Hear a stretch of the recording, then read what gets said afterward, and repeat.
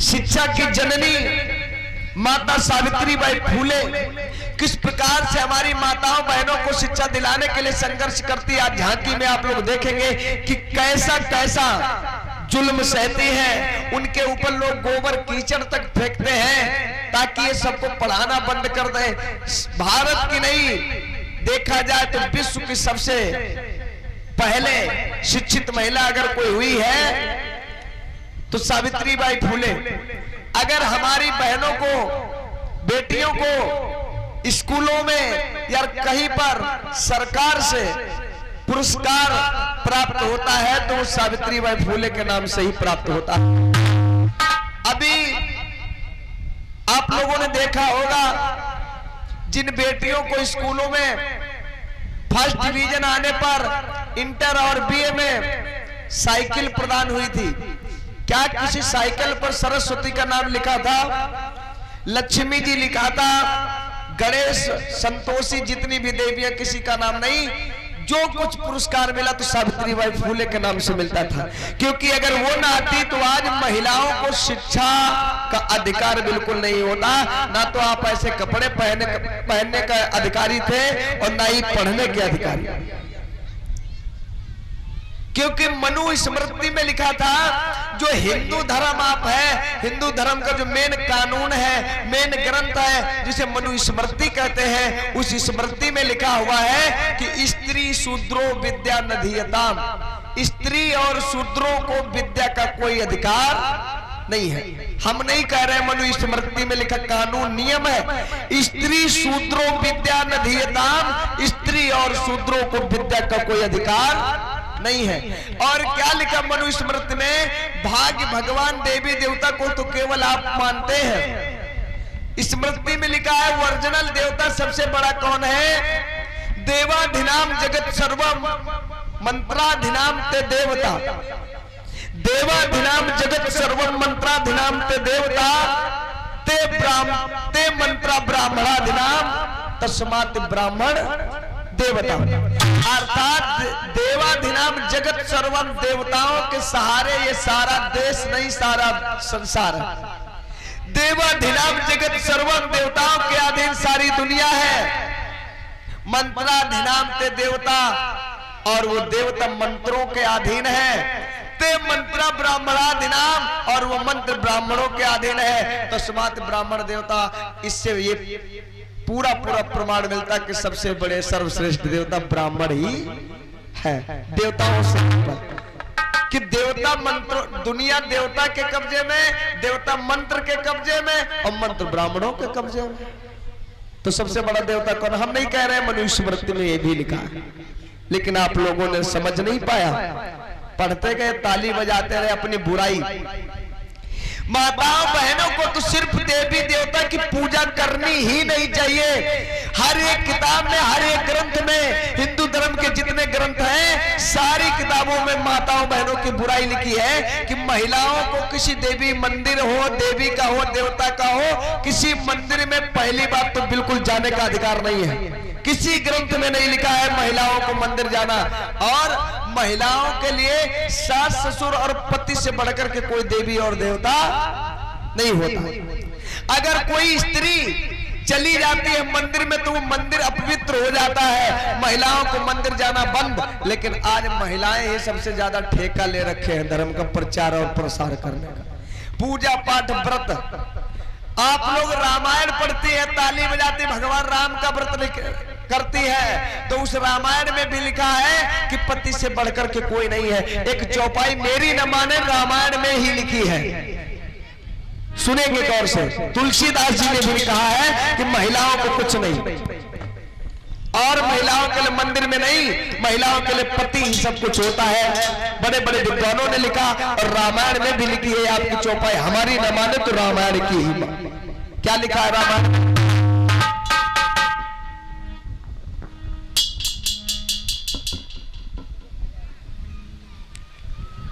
कि एक ही धर्म एक व्रत नेमा, एक ही धर्म एक व्रत नेमा, एक ही धर्म एक व्रत नेमा, और कहे बचन मुनि पति पद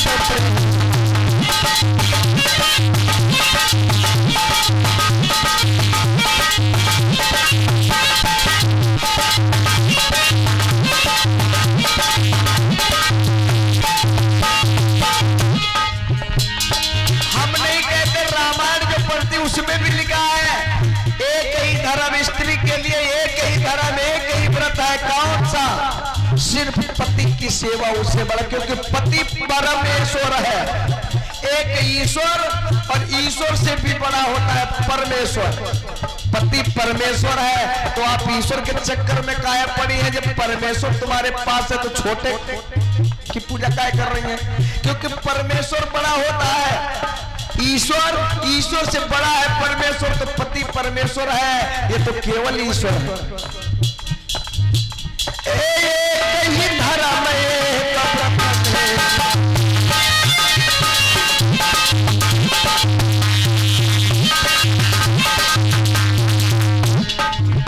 हरे कही धर्म एक व्रत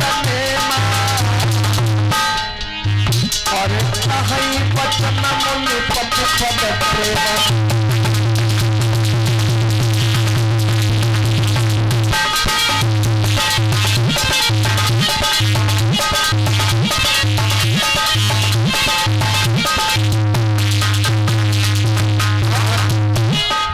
और लिखी चौपाई, और क्या लिखा? आर्य पति तन मन धन पति श्रद्धा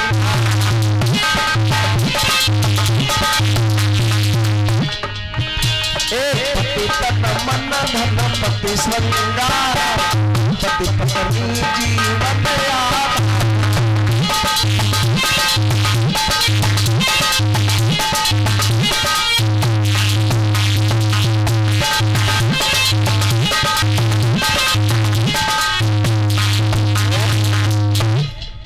पति ही तन है, पति ही मन है, पति ही धन है, पति ही श्रृंगार है। जब तक आपका पति सलामत है, जीवित है, पति आपके समक्ष है, तब तक समझिए कि आप सब कुछ है। और पति नहीं है तो समझ लीजिए आप कुछ नहीं है।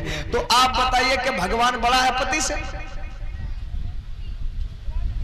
किसी स्त्री की पति से भगवान बड़ा है? सती अनसुईया, सती सावित्री की आप लोगों ने कथा सुनी। अगर अपने जिंदा रहते पति के अगर स्त्री किसी की पूजा करती है तो समझ लीजिए उसका सतीत्व भंग हो गया, क्योंकि पति धर्म है, सबसे बड़ा व्रत है पति की पूजा।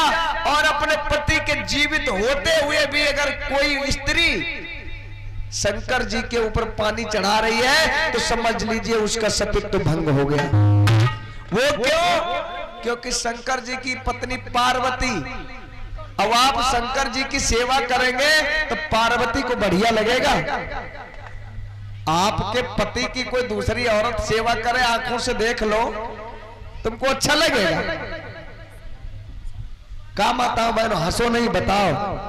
आपके सामने और दूसरी स्त्री आपके पति की सेवा करने लगे, पैर दबाने लगे, गलत बात नहीं, केवल पैरे दबाने लगे, पैर दबाने लगे, वो आप अपनी आंखों से देखो कि हमारे पति की सेवा दूसरे की पत्नी कर रही है, तो आपको कैसा लगेगा?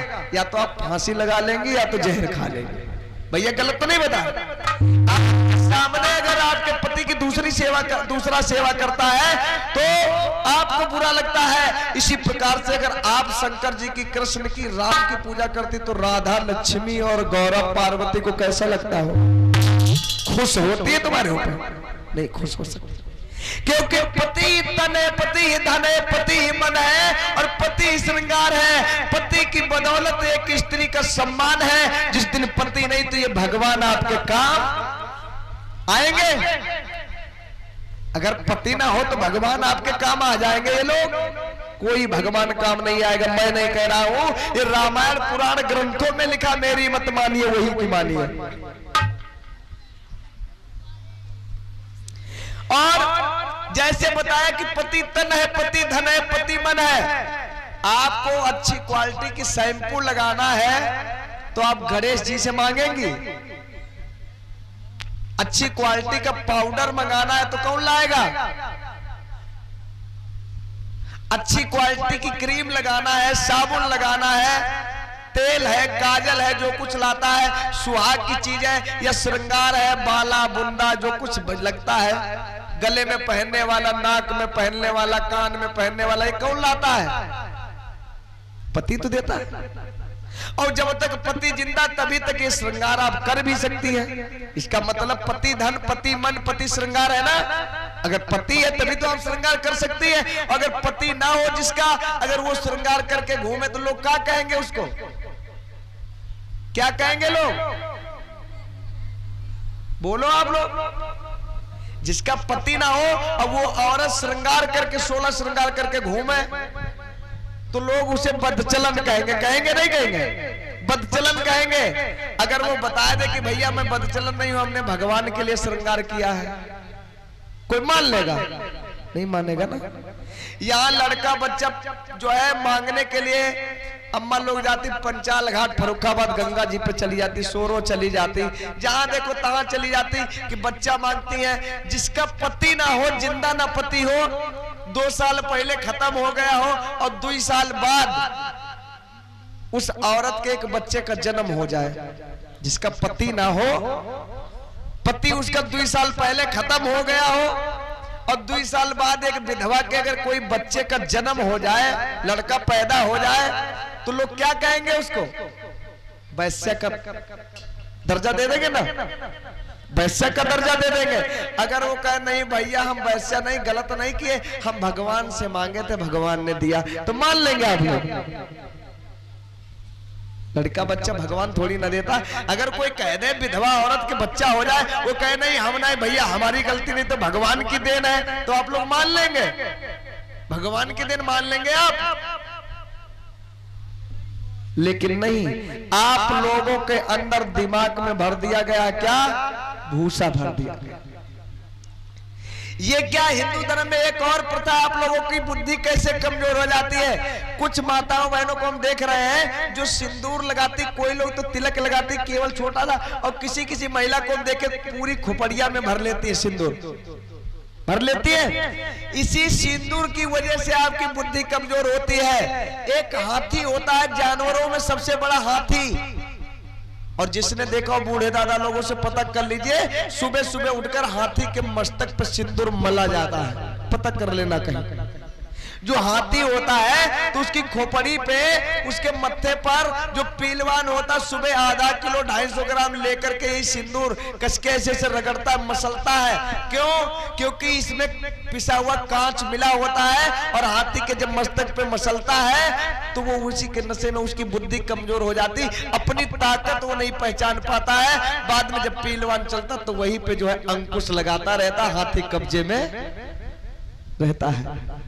हम गलत नहीं कह रहे, किसी से पता कर लेना। और दूसरा सिंदूर हमारी माताओं बहनों के खोपड़िया में मल दिया जाता ताकि ये कब्जे में रहे सबके। बुद्धि काम ही नहीं करेगी, अपनी शक्ति को पहचान नहीं पाता जैसे हाथी, उसी प्रकार से आप लोग अपनी ताकत भी न पहचाने। जो बता दिया गया वही चालू। तो मेन चीज है सच्चाई को जानिए आप। जब तक आप सच्चाई नहीं जानेंगी तब तक आपका भला और कल्याण नहीं हो सकता।